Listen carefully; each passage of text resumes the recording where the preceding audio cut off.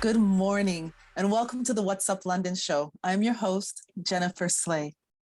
I would first like to recognize and acknowledge the ancestors that came before me, allowing me to be here today.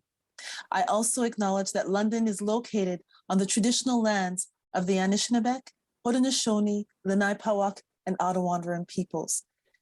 And I am very fortunate to be able to call this land home. This week is Mental Health Awareness Week, and we are going to meet two therapists who are going to support us in providing tips for our mental wellness.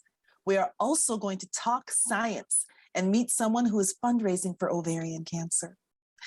Our first guest is a therapist in our community and is a leader in the mental wellness space. She is the owner of Forest City Counseling Services and has some supportive strategies to help us feel good. Hello, Tammy, and welcome to the show.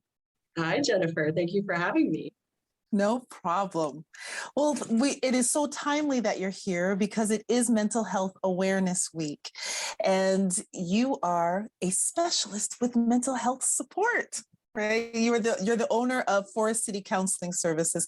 Can you tell us a little bit about what your agency does? Sure, absolutely. So we provide psychotherapy counseling for individuals, couples, and families. We specialize with people who have been injured in motor vehicle accidents, but we also see people who have not been involved in motor vehicle accidents, so other traumas. We're getting a lot of referrals right now, obviously for anxiety, depression, trauma, PTSD. Yeah, there's been a huge intake. Yeah, and I'm going to guess, being in the same field that you're in, that the last 2 years did not help matters too much. Can you tell us a little bit about what's happening globally and locally? Absolutely. You show me somebody who hasn't been affected by COVID-19 or political unrest or even what's happening in Ukraine, globally, and then locally, people having this housing shortage or the housing crisis, right? Cost of food is going up, cost of gas is going up, people are working from home, some partners are really great at being together 24/7. Other partners are not great at being together 24/7. So we're getting a lot of referrals for couples counseling and just trying to deal with everything that's been happening over the last couple of years. Yeah. And I one of the things that I've noticed is that there's a lot of anxiety. And people aren't really putting two and two together in terms of the anxiety being linked to the last 2 years of isolation. Can you talk about that a little bit, please? Absolutely. So we never before, I know this has been said a million times, but never before have we experienced this much uncertainty of what is happening within our world, within our communities, our own health, the health of our friends and family. So this uncertainty is absolutely cranking up anxiety in people. It's worry. It's worry about the future. I don't know what's happening. I don't know what's going on. What am I going to do about it? I feel out of control. So it's, yeah. Yeah. And so what are some things that people can do to support themselves as they come back into the new, as we hear, normal that we keep hearing? Yes. So one of the first things, we take a very holistic approach at Forest City Counseling in regards to mental health. So yes, we want to talk about your moods. We want to talk about your thoughts, your behaviors, how it affects your body. We want to look at all that. We also want to look at what's going on with your sleep, with your diet, your exercise, your preventative mental health routine, right? How much water are you drinking? When was the last time you saw your doctor? When was the last time you had blood work done? So we really want to take a look at all of those systems because if those systems aren't running optimally, they absolutely can be contributing to your inability to emotionally regulate, which can show up as irritability, right? And if I'm irritable, I can't control my emotions around my family.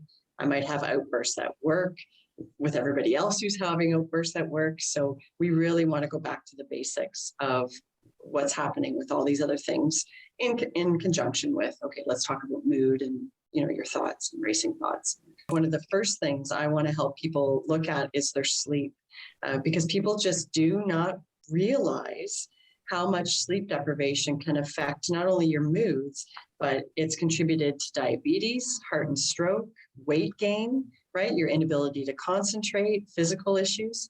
So it's one of the first things that I start talking to people about, but I form warn them. I tell them, okay, I'm going to start asking you about your sleep, but don't think that this is too odd because it is tied in. So it's one of the first things we start looking at. Yeah, because when you're sleeping, it's like that battery that's recharging, right? Your body is getting rid of all the toxins of the day, all the stuff that it doesn't need. It's repairing things. And when it doesn't have that opportunity to do that, then you're kind of like survival mode all the time. Right. And it's carrying over day after day after day. So some people mistake and they think, oh, I'll wait to the weekend to catch up on my sleep, but that's not how it works, right? If you're waiting to every weekend, you're just going to have this accumulation of sleep deprivation. Thank you so much for what you do. You're very welcome. Thank you for having me.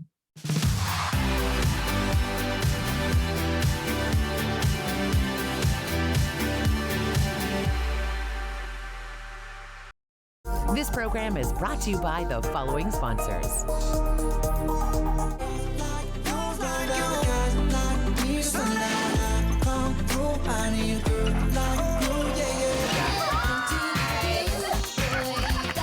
Your happy place. Easy 1013, the perfect music mix. Blow out all candles before you leave the room or go to bed. Never leave a burning candle unattended. When you go out, don't forget to blow out.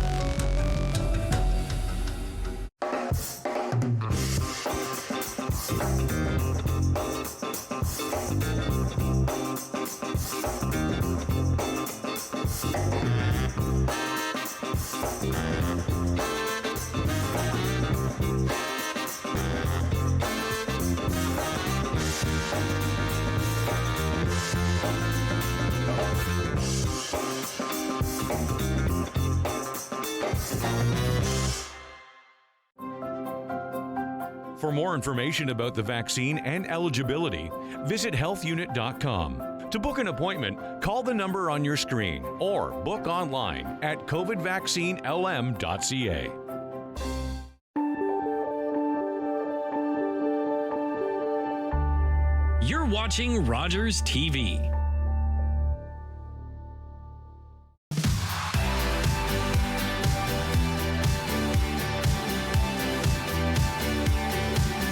Welcome back. Our next guest is a therapist here in the Forest City and recently won the Learners Healthcare Champions Award for the work that she does. To continue on with our Mental Health Awareness Week, please welcome Scholastica Asishuk, who will also share strategies to improve our mental wellness. Hello, Scholastica, and welcome to the show. Thank you so much for having me. No problem. And congratulations, you are one of the Learners Healthcare Champions. What an amazing accomplishment. Thank you. It's quite an honor. So tell us a little bit about, with that, there's $5,000 that you get from learners to donate to a charity of your choice. Can you tell us a little bit about the charity that you chose? Yes. So I did pick my church, Grace Assembly, RCCG here in London. So I lead the welfare department, and there we do a lot of outreach. We help we help families in need in the church. So it's always a need in this area, or especially when we go out and see the homeless. So it takes a lot. So we're gonna be using this money to do some of the outreach work. We call it outreach ministry, where we will go out and feed the poor. Christmas, we will do hampers. We also have our children's ministry where they do different activities. Like, for example, they're having a free summer camp this summer. And we also, while we need volunteers, we use some of the money to buy programs, to purchase snacks and things that they are going to use to develop the activities. Oh, that's wonderful. That's wonderful. And you have a heart to give because you are a social worker yourself, correct? Yes. Yes. And you are in private practice. Can you tell us a little bit about your private practice? So yes, so I do have, so I'm a clinical social worker and psychotherapist. So I'm based here in London, but I also see clients across Ontario because sessions can be virtual as well. So I do see clients who are struggling with anxiety, with depression, trauma. It could be either racial trauma or PTSD. I also see couples, I do both premarital counseling from the Christian perspective and from the clinical perspective, or those that are having relationship challenges. I do grieving loss as well. So yeah, so I do pretty much, I start from having brief interventions with people to going deep, like using EMDR. I think you're training EMDR. That's one of my favorite. I really, really enjoy it, and it helps clients a lot. So I can't overemphasize how useful it is doing trauma work with my clients. Mm-hmm. Yes. And you know, a lot of people that aren't able to access counseling but are in need of counseling need different programs like what you've developed. You know, before we got on today, you talked about a foundation that you created. Can you tell us a little bit about that foundation to help people in need? Yes, I can. So it's called Soft Wellness Integrated Foundation. So I created this foundation because I'm increasingly seeing clients who are interested in counseling but cannot really afford it.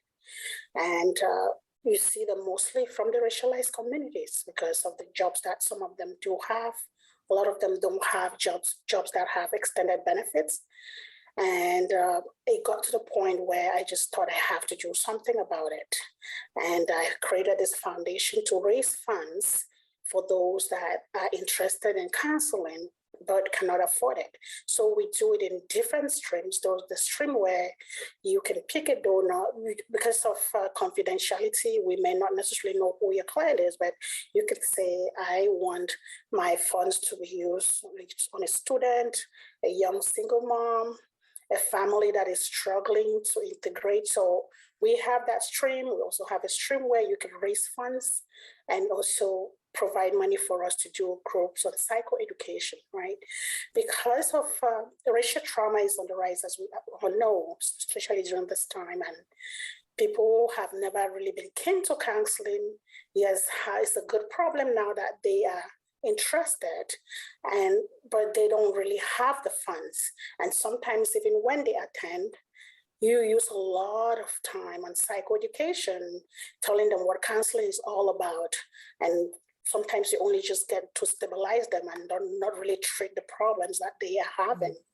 So we are working on developing groups starting this fall, where we're just going to be talking about counseling, what it's about, talking about mental health and mental illness, the importance of self-care, how to boost your self-esteem. Because for people that have been going through challenges, you find that most often their self-esteem has been knocked down, and being able to even help them with resources, helping them to stabilize them during counseling is really helpful. And if we can do some of that work through groups, through treatment groups, will really benefit the public. Thank you so much, Scholastica, and we'll make sure to have those available to people as well. Thank you for being here. Congratulations again, and good luck with the foundation. Thank you. Thank you again for having me.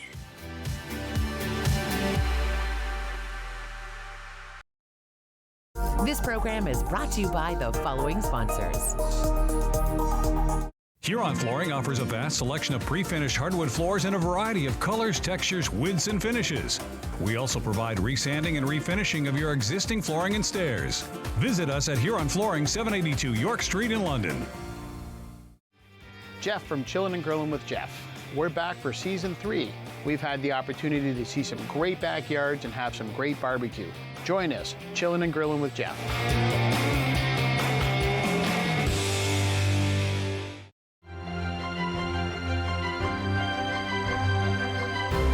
I'm Shannon Woolley, host of Batter Up Beachville on Rogers TV. Join myself and Doug Harris as we learn more about the first recorded baseball game in Beachville.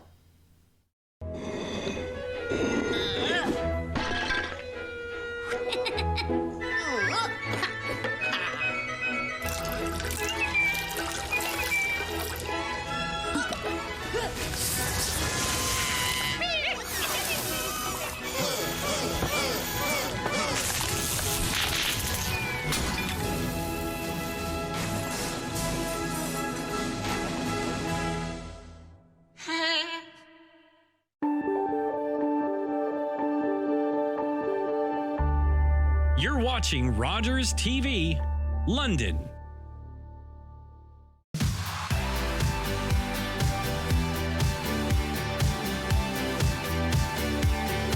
Welcome back.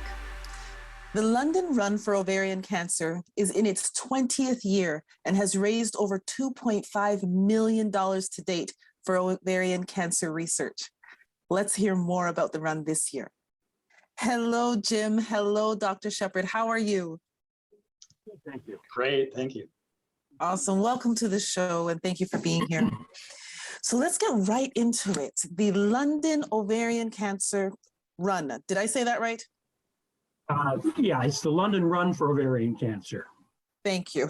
How did that get started, Jim?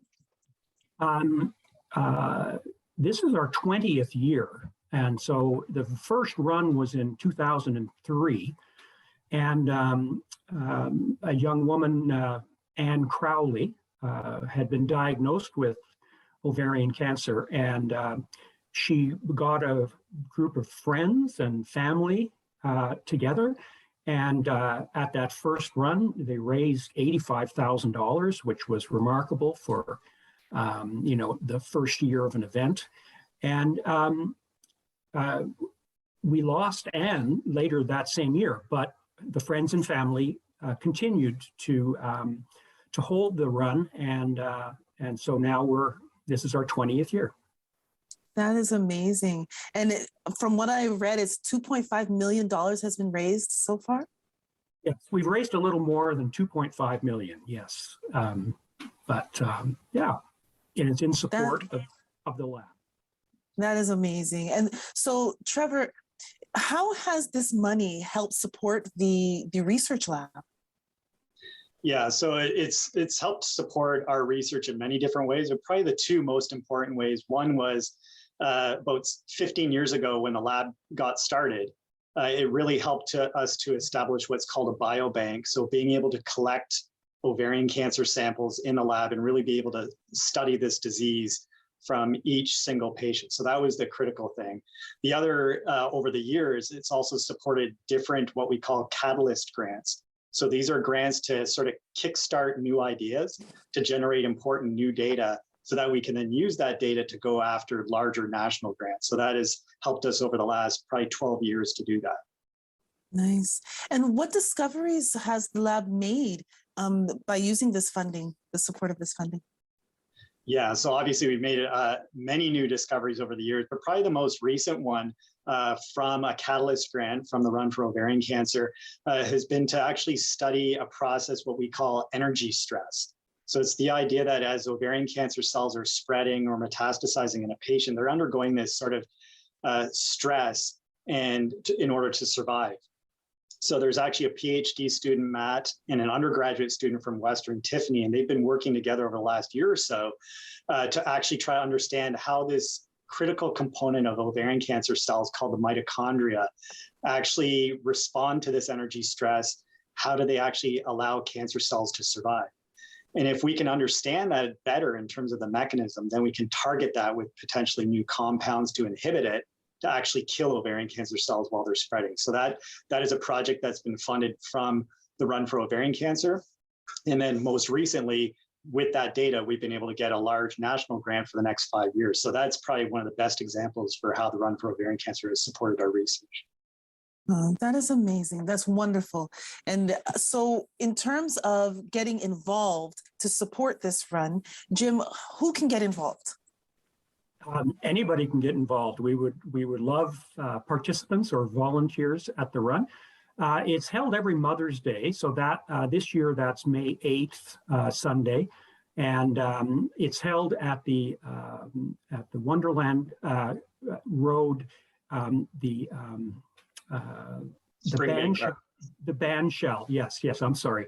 And registration opens at 8 a.m. and the run takes place at 10, and there's 2 different routes. One is a 5-kilometer route and the other is a 1 kilometer. And some people run, some people walk. And it's a fun day at the event. We have a band, we have children's activity areas. Everyone is welcome just to come out and support, just to, cheer on the runners. And if people aren't able to actually attend, how might they be able to support?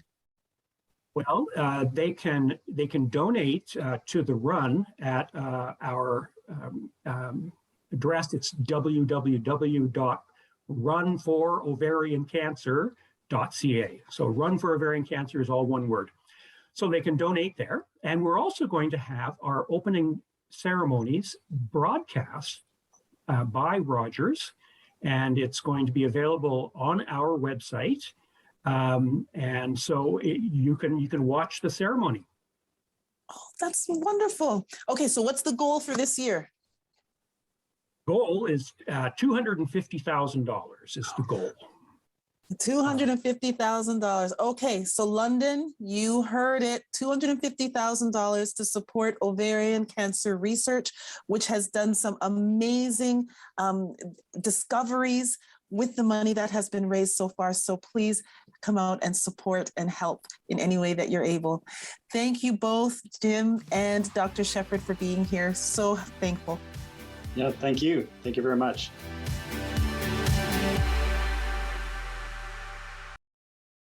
Every year, dozens of Canadians are killed or seriously injured because they take risks around railway tracks. Talk to your loved ones about rail safety. Visit stoptracktragedies.ca.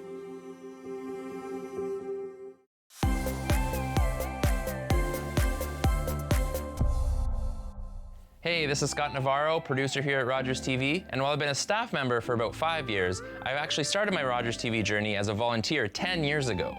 I started as a volunteer in high school, trying to get some hands-on experience, see if I liked working in TV, and I loved it. I met some great people who I'm still friends with to this day, and the technical skills I learned helped me get a job in Toronto working in TV before moving back to London to get a job here at Rogers TV. So if you're a young person and you're interested in television production, I recommend you come out, get some hands-on experience, and see if you like it. Or even if you're a not so young person, I still recommend you join our crew, get some experience, and have some fun along the way. We've got some opportunities working on sports productions, studio productions, and shooting shows out in the field. So if this is something that you're interested in, go to rogerstv.com/volunteer, and I'd love to see you on one of my crews real soon.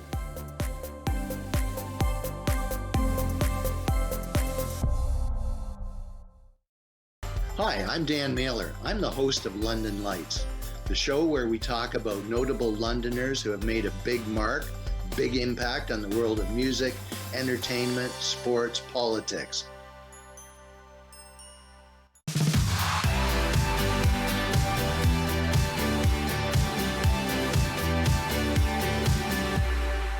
Welcome back. Okay, so let's talk science.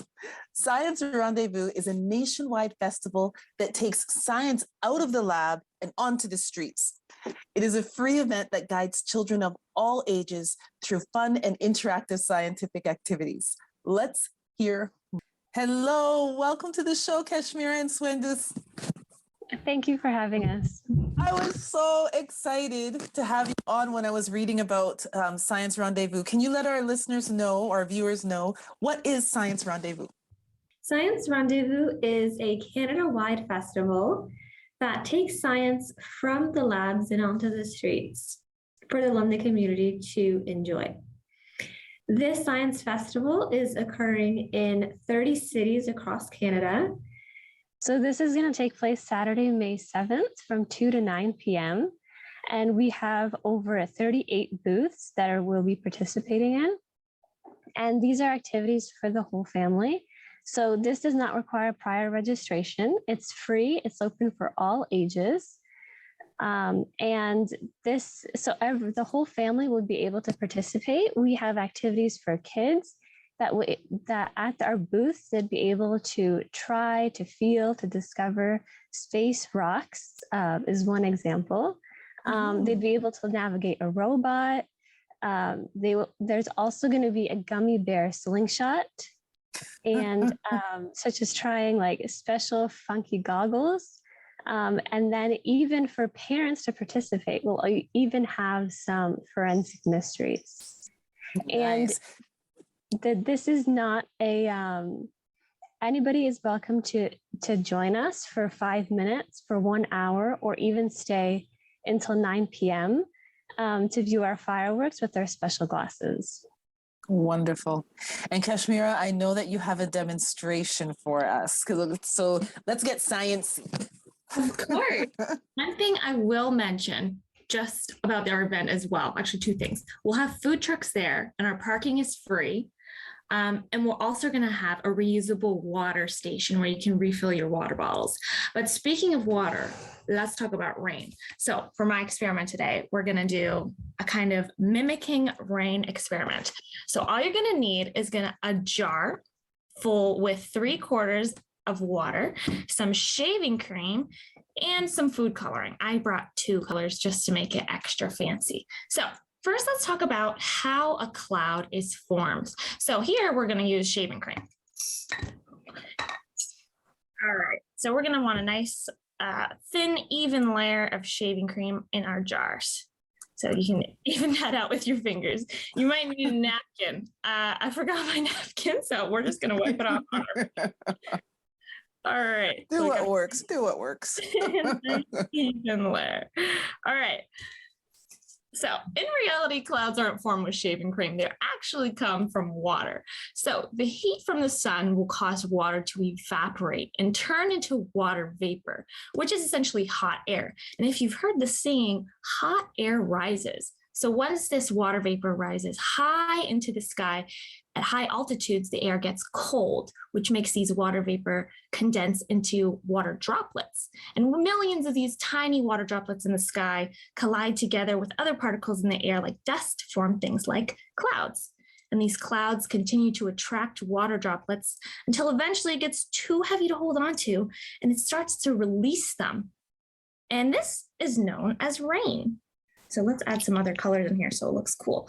But yeah, this experiment's super easy to do at home.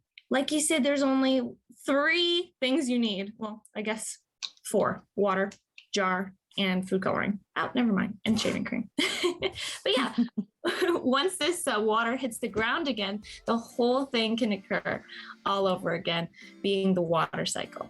So yeah, that's our fun experiment for the day. Doesn't it look nice and pretty? It is pretty, actually, very pretty. Okay, so this is just an example of what people would be able to come and watch and witness and participate in when they go to the Science Rendezvous. Jar. Again, thank you so much for coming on. We look forward to seeing more, and please come back again. All right, have an awesome day. Thanks for having us. That's a wrap. Thank you so much for joining me today, and please go to the websites and social media platforms of our guests and support their efforts, especially the Ovarian Cancer Run and the foundation that Scholastica has started to really support Londoners and help with their mental wellness and their physical wellness. I look forward to being here again with you next week and ask that you please like, comment, and share this episode with your friends. Be well and take good care.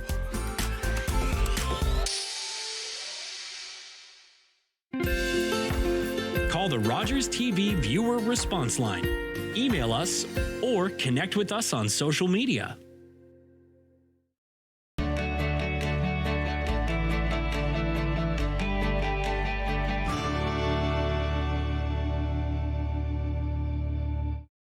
This year, Mental Health Week is all about empathy.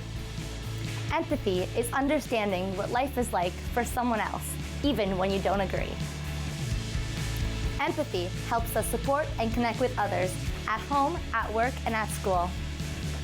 Rogers TV is a proud community partner with the Canadian Mental Health Association in supporting Mental Health Week.